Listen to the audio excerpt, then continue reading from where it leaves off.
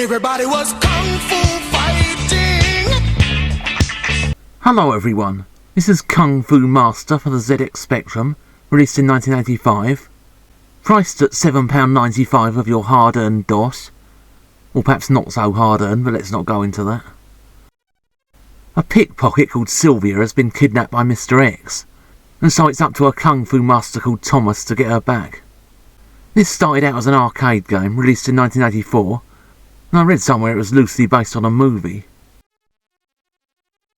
These are really flickery sprites, and they quite often fall to pieces when they're moving, or when the background's moving.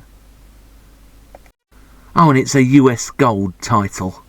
Which means it should burn in the everlasting fires of hell.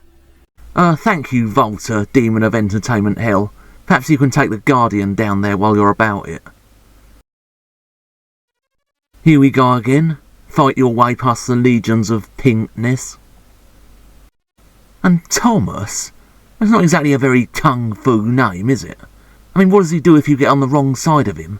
He comes round and works out your tax returns. Yes, the pen is mightier than the sword. Oh yeah, that's something to bear in mind next time you're facing a flipping great samurai with a huge great katana. Yeah, maybe you can write a letter calling for help. Yeah, you don't mind if I just go away and post it, and then you can carry on chopping my head off. It isn't long before this starts getting really tedious. It just seems like a load of automations coming off a production line.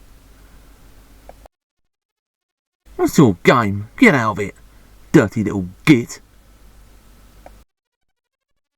Oh look, and there's some bloke dressed in blue, there's a novelty.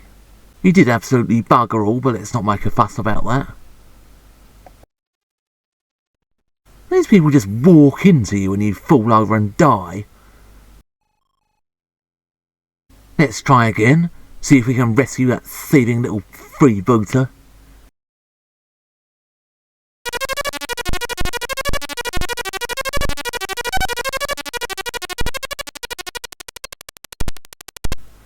Yeah, don't think this music is going to make the greatest hits CD somehow. No, they stand there doing nothing and you lose energy. What exactly's going on there exactly? Well, they're so terrifying they can kill you just by looking at you. Probably easier to jump about like you've got ants in your pants. And he's just shouldered him over. He must have taken years of training to do those kinds of sophisticated martial arts moves.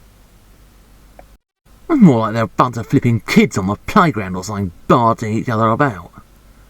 And they look you in the eye and kill you. What are you looking at? You want some? Oh, he's throwing knives. At last somebody's got an actual attack move. Here we go again, the pink zombies. There's a valuable lesson in this game, which nobody obviously learnt, because they let US Gold do Commodore 64 Final Fight and quite a lot of others, and they were absolute bloody shovelware as well. I've no idea why this was a full price game, because it wouldn't even make it as a budget title. It is tedium personified.